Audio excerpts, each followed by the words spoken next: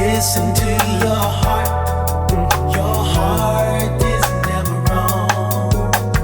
Always face the truth. Your heart won't lead you home. Welcome to Soul Wealth, wealthy conversations that nurture the soul. Get ready for an enlightening conversation that will nurture your soul and help you live your best life. Now, here's your host, Dr. Vicki Johnson.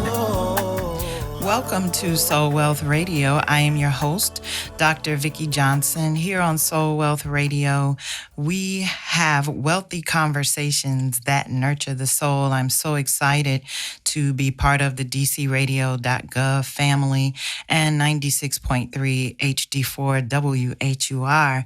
I've had the privilege to interview some amazing people. I rather say have conversations with amazing people. And if you've been listening thus far since the beginning, I am sure your soul has been enriched, and today is no different. I am excited and grateful, feeling really blessed about my guest today, who is a mother and wife. She has missed honor roll assemblies, cursed at her children occasionally, lied about many things, cheated many times, zigged when she should have zagged, laughed when she should have cried, broken promises, and dishonored commitments. In spite of all of her shortcomings, my guest today has discovered a unique relationship with God that has helped her to heal her marriage, return to complete a degree after 20 years, create a home that is welcoming to all, interpret dreams, and hear the voice of God daily. My guest today, who I am so excited to share with the world, has become a master of listening to the rhythm of life and journaling for power and transformation.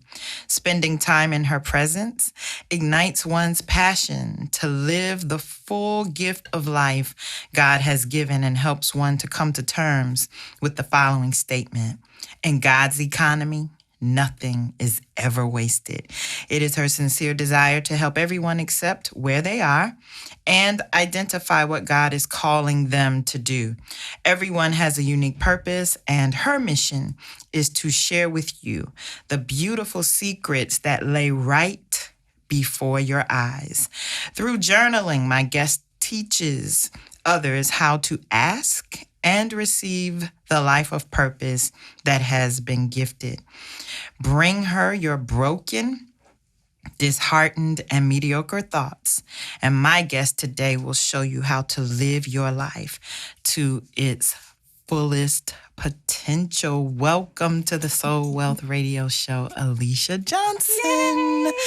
I am so excited to have you here today, and I can attest to what I just read about you. After one encounter with you, very serendipitously, yes, my life changed. It really shifted. And the beautiful part about who you are and what you do is that it's so organic.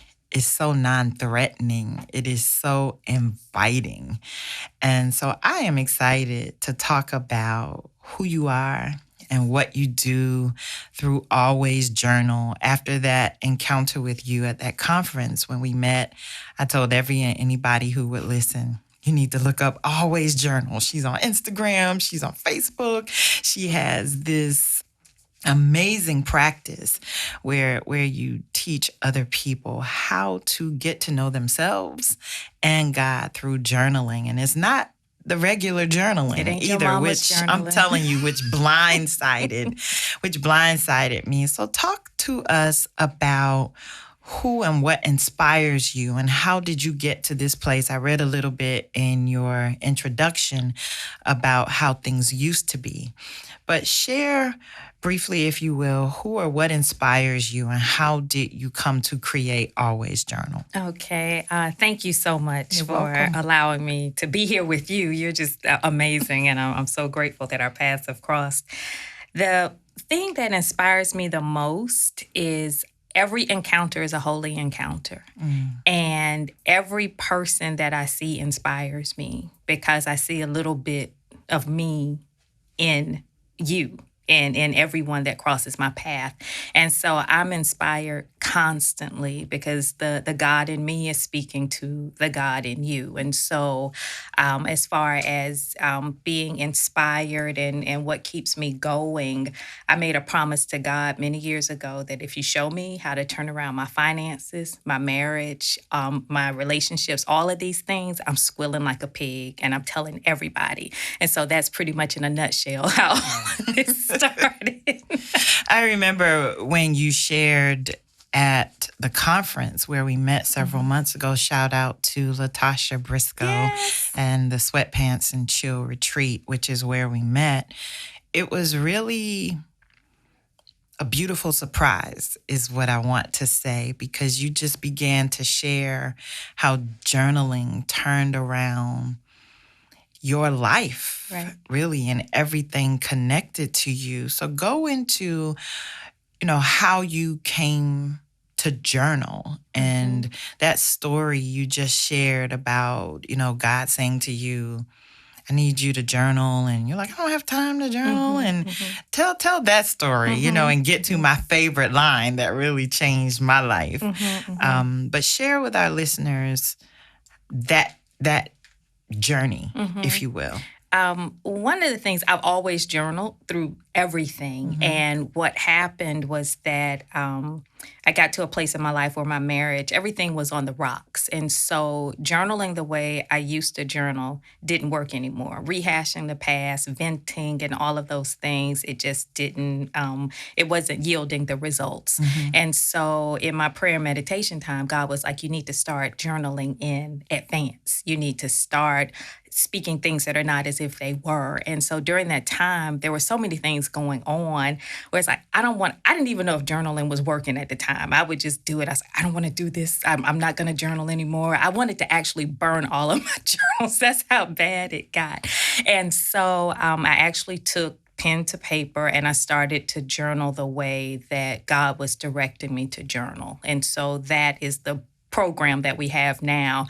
It's an offshoot of that piece. And so with that, being said, there's so many lessons that came through that. And one of the things that God showed me in that process is that a lot of the problems that I had, a lot of the things that I was going through, and I share this, I give little tidbits. And so, prayerfully, your listeners can take this with them. But what I realized was that a lot of the scenarios that I was entering into, I was not waiting for the question. I was not waiting to be asked. And so one of my journals, I was really frustrated one day. I was like, I can't do all of this. I'm a wife, I'm an aunt, I'm a mother, I'm, PTA me. It was just so much stuff. And God was like, why are you trying to do all of this? I was like, because I have to. And I started listing all of my titles.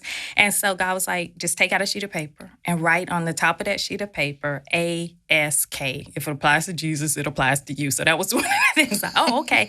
So I did that. And it was that my instructions were to only do things that you're asked to do, only do things that people seek you out for, and only do things that people knock, literally, on your cube or on your door. And that week, I had like 4 things to do. And I was upset because I had been running around. And I was like, well, what was all of the other stuff? And God was like, you're an inserter. Stop. You Pause right there. We're going to take a pregnant pause because I want you to get that. The formula was ask, seek, knock. Right. If somebody doesn't ask you something, Don't do it. Doesn't come seeking you for something, or literally knock on your door or your cube, it's not for you to do. Not for you. And anything other than that you were doing, you're an inserter. You're inserting yourself where you don't belong. That, Alycia, changed my life. That was so powerful because we make a lot of assumptions, even subconscious assumptions about they need me. I have to do this, right? This is for me to do. If I don't do it, it won't get done. Nobody else can do it. So that was a really powerful recognition and a pattern, right? A pattern that I just started applying and that I started sharing. And you also said, I just want to go back and get something where you said, because a lot of people journal, Right. And you said at that session where we met, a lot of people journal like their journal is a diary. Right. And so they're basically rehashing or just writing down the pain, writing down what's wrong, writing down what happened. Right. And another powerful recognition I had in your session was how you shifted. You just shifted the intention behind journaling, almost like your journal becomes a vision board. Like, this is what I want to see. I am going to write what I want to experience, not what I did experience or what happened. So those two things right there really shifted me. And I know that there are people listening today who journal every day faithfully, who basically just get up and rehash what happened, right? And I think it's a powerful, wealthy nugget to make that shift, to begin using your journal like a vision board, talking, writing the vision down, making it plain. So that becomes the blueprint by which you live. So that was really awesome. So once you made that shift and you started journaling that way, what are some of the things that began to manifest in your life? What started shifting for you? What gave you that, oh, this is really working. Let me turn up a bit. In the always journal work that we do, everything that we do, there are 3 components to every journal that we have. We start with the dedication. You dedicate the journal, and that's one thing that people fail to do. They try to accomplish too many things at one time. And so I equate that with going to a chiropractor. You get an adjustment in one area and it readjusts your entire spine. So if you focus on one area, then everything else is going to fall into alignment. And the second thing is learning how to hear from heaven. And there's a component where you write a letter from God to yourself so that you know that you're not doing this work alone.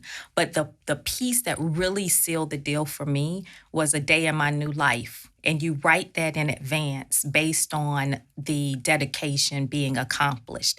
And once I wrote my very first day of my new life, and I started to do the work that I teach, and I started to do the forgiveness work, and I started to do all of the clearing, when things started to manifest and things started to happen, it was surreal. It was just, oh my gosh.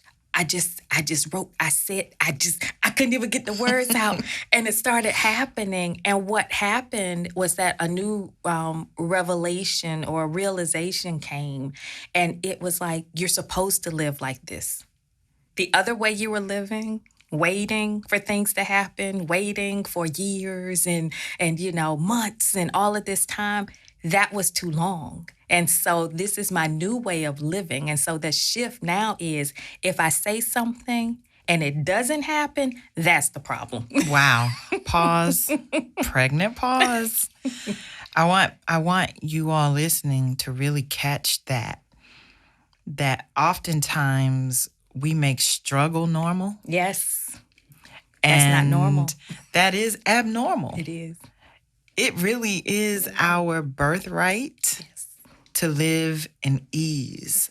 I call it living in the ease of God. When you're in alignment, there's a flow. When you're out of alignment, there's struggle. And so that's powerful, Alycia. I'm telling you, girl, you all need to connect. And you were referencing what I teach when we, right?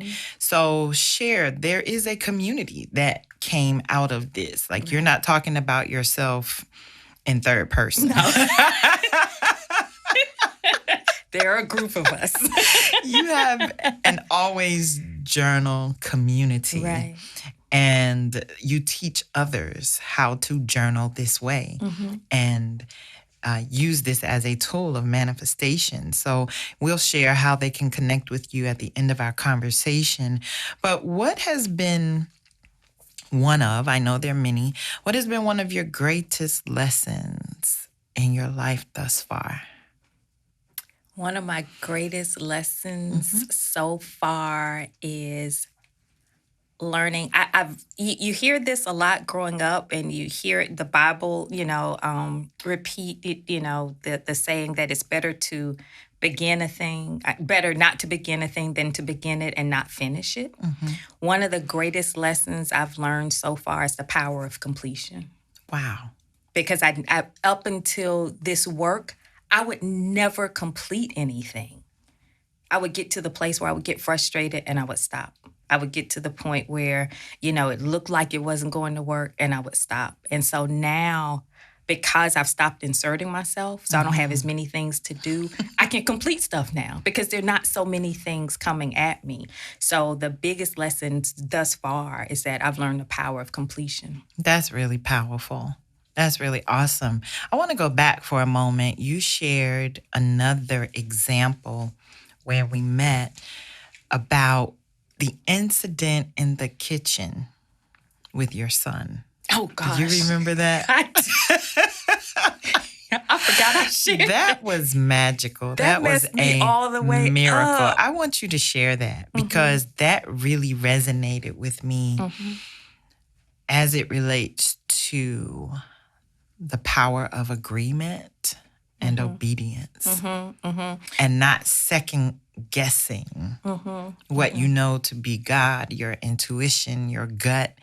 That was really powerful. And it was an emotional moment for you too that you shared that I felt the emotion of. So share that story with us. And actually my son, I think we have soulmates, for different reasons. And I'm convinced that my son has been brought here to help me to grow and to learn so many things. So I just want to make sure I had the right story. Is this the one where I was supposed to tell him something? Yes. And I did? Okay, because we've got I just want to, there's some stories I don't think are like worthy. I mean, not, I shouldn't share them publicly. So what story did I it's share? the one that you were supposed to share something with him. And you got to tell the pretext about how you didn't like him. Yeah, no, I did not like my son. Okay. And I can say that as a parent, and like Maya Angelou's mom, I'm a better parent to older children. So my kids and I get along well now.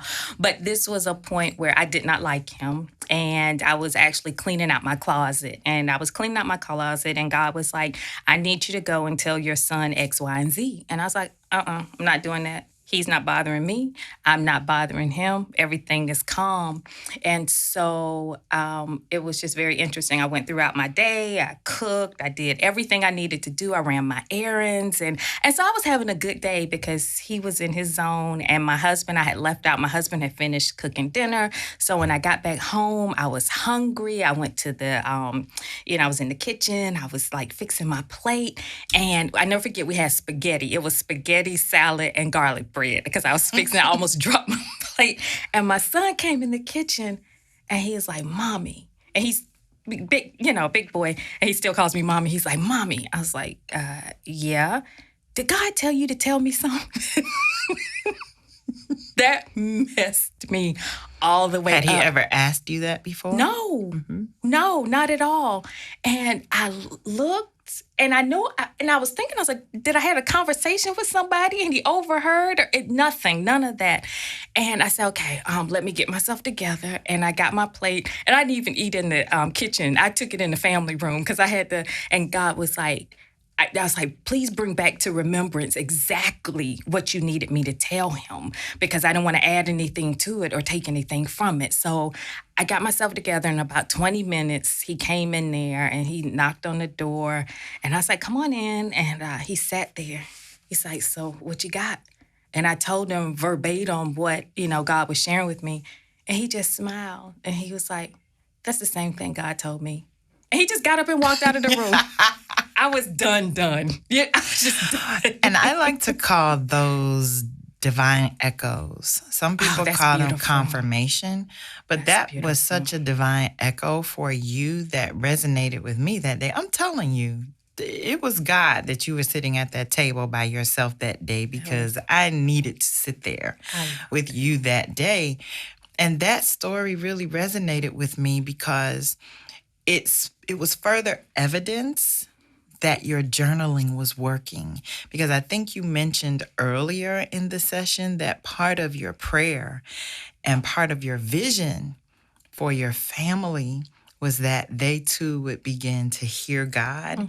So for him to get a message and then not only get a message, but follow up with you to make sure you gave him what God said he had for you, that to me was so powerful and so beautiful and spoke to the reward, I'm going to call it, the benefit of really trusting what you hear. Because a lot of people second guess that voice, that message, that knowing, if you will, what that gut feeling, your intuition, people call it different things. But I just thought that was so powerful, Alycia, how And never God used your child. Right. And never dismiss the messenger. Right. Because we a lot of times feel my son, he was high. My son's probably high that day. He was always high. And just, I'm not going to listen to him. But God uses everything. That was awesome. Yeah, so don't dismiss the messenger. And I'm sure, don't dismiss the messenger. And I'm sure it also gave you hope. Yes. As it relates to your son. Definitely. To never give up. Right. Right? Because I'm sure you went into it a little deeper that day. I'm getting chills.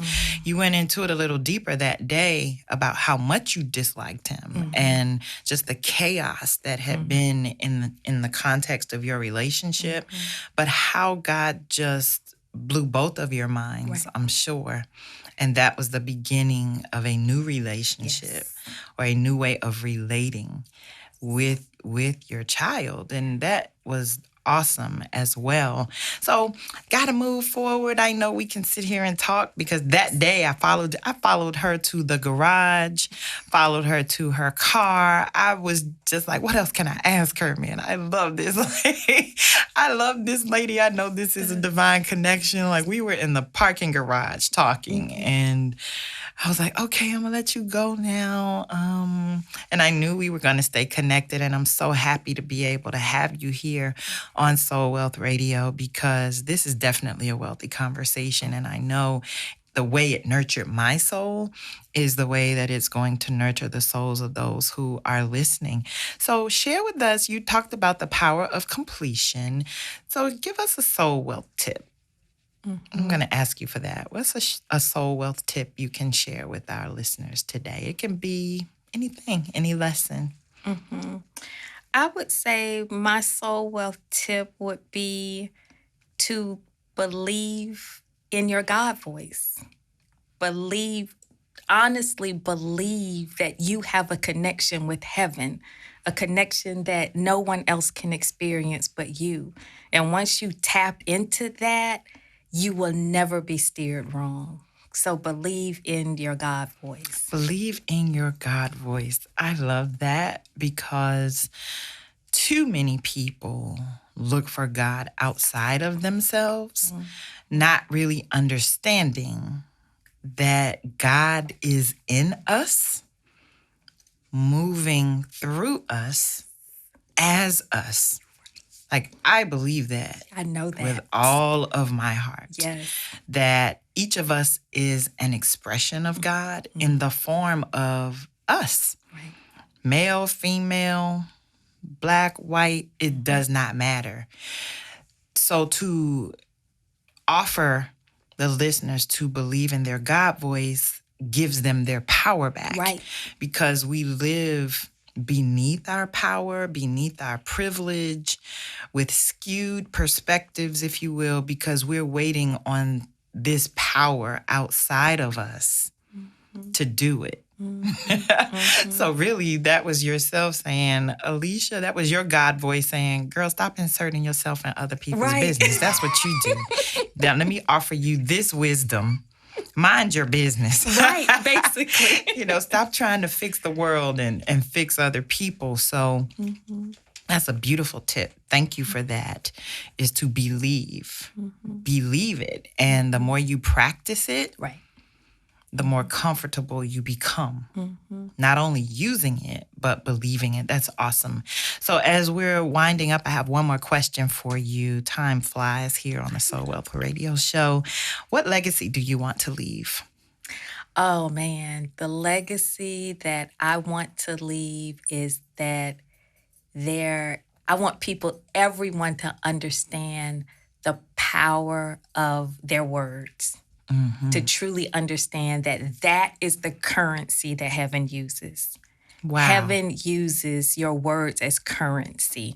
And once you understand, and this is the one thing that really helped me, is that when I was having financial problems, God was like, you're having these financial problems because your promises are weak. Wow. And the world has, when you have a promissory note with the bank, you're promising them that you're going to pay it back.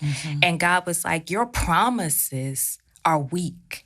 And once you increase the power of your words, everything else is going to increase. Wow. That's the legacy. And that increasing, that expansion really is the embodiment. So you have to embody what you say. If you cannot put your whole self into your words, don't say it. Don't say it. One of the 4 agreements is be impeccable with your words. Right. Always do your best, right? Don't make assumptions, but be impeccable with your words. So I say, if you don't believe it, if you're not going to do it, if you're not going to honor it, don't say it. Don't say it. It's better to make a vow, not make a vow, than to make it and not keep it. Right. So that's powerful. Heaven uses your words as currency. Love, love, love, love, love that. How can our listeners connect with Alycia Johnson Always Journal? Yay! The easiest way is on all social media, Facebook, IG, Twitter, Always Journal. And on my IG page in the bio, I put a link there so you can click the link to request to join our Facebook community. Awesome. Do you have a website? I do, www.alwaysjournal.com. Thank you, Alycia Johnson. I'm trying to use up every second, every minute without my producer side-eyeing me, but I just wanted to squeeze all of you into this amazing, wealthy conversation. Thank you so much for being my guest today on the Soul Wealth Radio Show. I am your host, Dr. Vicki Johnson. Thank you for listening to this wealthy conversation that I know nurtured your soul here on dcradio.gov and 96.3 HD4 WHUR. We're also available on all other major platforms. Soul Wealth is your birthright. So go out into the world, live full so you can die empty. Until next time, peace.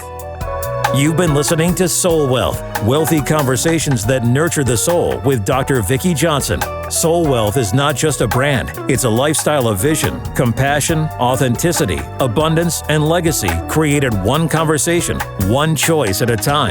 For more information, visit VickiJohnson.com or click on Soul Wealth at dcradio.gov.